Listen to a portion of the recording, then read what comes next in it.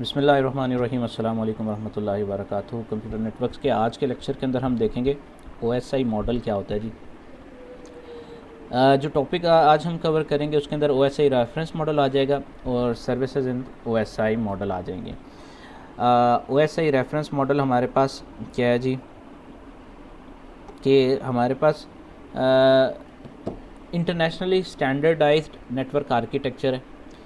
किस तरह से जी, इसका एब्रीवेशन क्या है? Open system interconnection, deal with open systems, that is system open for communication with other systems.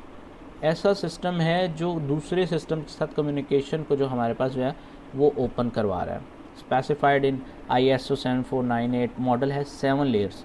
7 layers responsible होती हैं हमारे पास OSI रेफरेंस मॉडल के अंदर जी।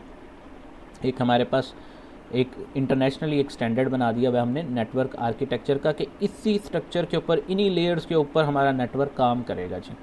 अब वो 7 लेयर्स हमारे पास क्या हैं वो हम देख लेते हैं।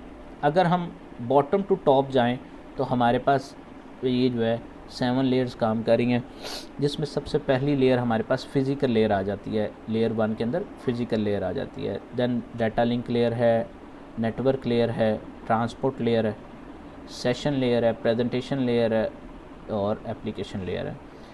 हमारे पास लेयर 1 से 4 तक ये तमाम चीज़ें रिस्पॉन्सिबल होती हैं हमारे पास कम्युनिकेशन टेक्नोलॉजी के अंदर, और जबकि 5 से 7 तक ये सारी यूज़र एप्लीकेशन की तरफ हमारे पास मूव हो जाती हैं। मीन्स यूज़र को, रिसीवर को कैसे नज़र आएगी। अगर हम इसको सिंपलेस्ट फॉर्म में देखें तो 1 से 4 तक रिस्पॉन्सिबल होती हैं कि डाटा को सेंड कैसे करना है, सेंडर से सेंड किस तरह से होगी, और 5 से 7 तक रिस्पॉन्सिबल हो जाती है कि यूज़र को व्यू कैसे होगी। सो हम बारी बारी जो है वो इन लेयर्स को देख लेते हैं। तो लेट स्टार्ट फ्रॉम लेयर 7। हम टॉप टू डाउन अब इन लेयर्स को फर्दर ऑन देखते रहते हैं one by one. So application layer क्या है? Level at which application access network services. Level at which application access network services.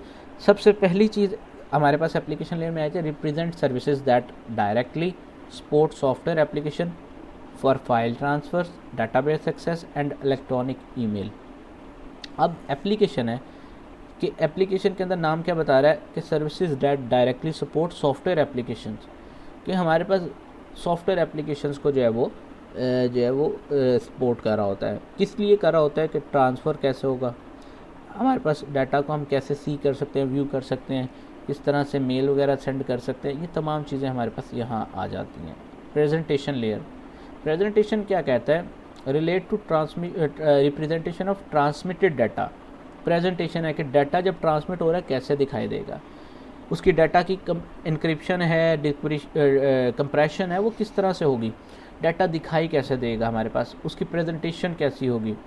Translate different data representation from application layer into uniform standard format. Uniform किया क्योंकि हमारे पास एक ही format follow किया जाएगा। अभी हमने पीछे बात की थी प्रोटोकॉल्स की, तो प्रोटोकॉल्स के अंदर हमने यही कहा कि यूनिफॉर्मिटी होनी चाहिए। कुछ स्टैंडर्ड्स हम बना लेंगे, स्टैंडर्ड्स बनाने से क्या होगा, हर बंदा यूनिफॉर्म फॉर्मेट के ऊपर काम कर रहा होगा।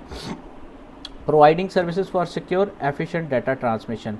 सो अब यहाँ पर प्रेजेंटेशन लेयर के अंदर क्या होता है कि सर्विसेज प्रोवाइड की जा रही होती हैं कि हमारे पास एफिशिएंट डाटा ट्रांसमिशन हो सके। देन सेशन लेयर आ जाता है, allows to application on different computer to establish use and end a session. Session है, सेशन चलेगा, सेशन हमारे पास बनाया जाएगा, सेशन एंड हो जाएगा, सेशन डाई कर जाएगा। So allow to application on different computer, एक तो सेशन को स्टैब्लिश किया जाए, सेशन को यूज़ किया जाए और सेशन को एंड किया जाए।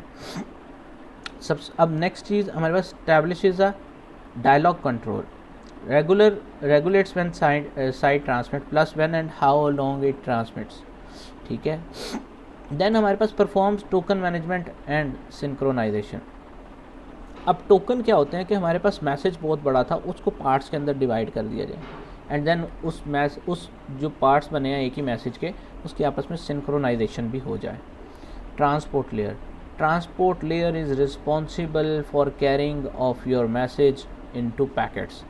So manage transmission packets क्या है कि repackages long messages when necessary into small packets for transmission, reassembles packet into correct order to get the original message। So transport layer कर क्या रही होती है, ट्रांसपोर्ट लेयर मैसेज को कैरी कर रही होती है, क्योंकि हमारा एक श्योर है कि हम जब भी मैसेज सेंड होता है तो वो पैकेट्स के अंदर स्मॉल चंक्स के अंदर डिवाइड हो जाता है। सो हम उसको करते क्या है कि उन पैकेट्स को जाकर उन पैकेट्स की एक तो ऑर्गेनाइजेशन डिस्टर्ब नहीं होनी चाहिए, क्योंकि उसने रीअसेंबल होना है तो वहाँ पर जाकर भी वो उसी फॉर्म के अंदर है, उसका फॉर्मेट चेंज नहीं होना चाहिए, तमाम चीज़ें उसकी ऐसे ही रहनी चाहिए जैसे एक्चुअली सेंडर ने सेंड किया था।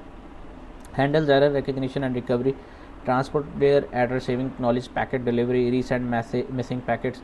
हमारे पास अक्सर पुराने मोबाइल फ़ोन्स के अंदर एक होता था कि आपको मैसेजेस रुक रुक के मिलते थे, मींस आपको आधा मैसेज पहले मिल गया, देन जो है वो बाकी मैसेज मिला, या बाज़ औक़ात सेंटर वाला मैसेज पहले मिल जाता था, शुरू का मैसेज जो है वो बाद में मिल रहा होता था।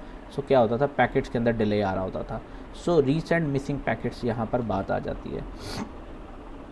नेटवर्क लेयर, नेटवर्क लेयर हमारे पास रिस्पॉन्सिबल होता है डाटा को राउट करवाने में, हमारे मैसेज को राउट करवाने में, उसकी किस तरह से एड्रेसिंग होगी, सबनेटिंग होगी, वो तमाम चीज़ों के लिए रिस्पॉन्सिबल हमारा नेटवर्क लेयर होती है। Address messages and translate logical addresses and name into physical addresses and then determine the route from source to destination.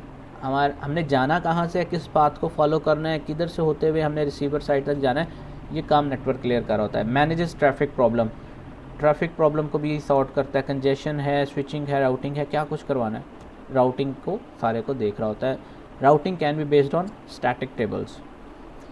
Then हमारे पास डाटा लिंक लेयर आ जाती है। डाटा लिंक लेयर नाम से बता रही है कि आपस में लिंकिंग करवा के रखेगी, हमारे पास फ्रेमिंग करवाएगी डाटा जो है अपने मैसेज की, कि ताकि अब होगा क्या कि फिज़िकल लेयर से हमारे पास आया तो स्ट्रक्चर्ड पैकेट होते हैं यहाँ पर।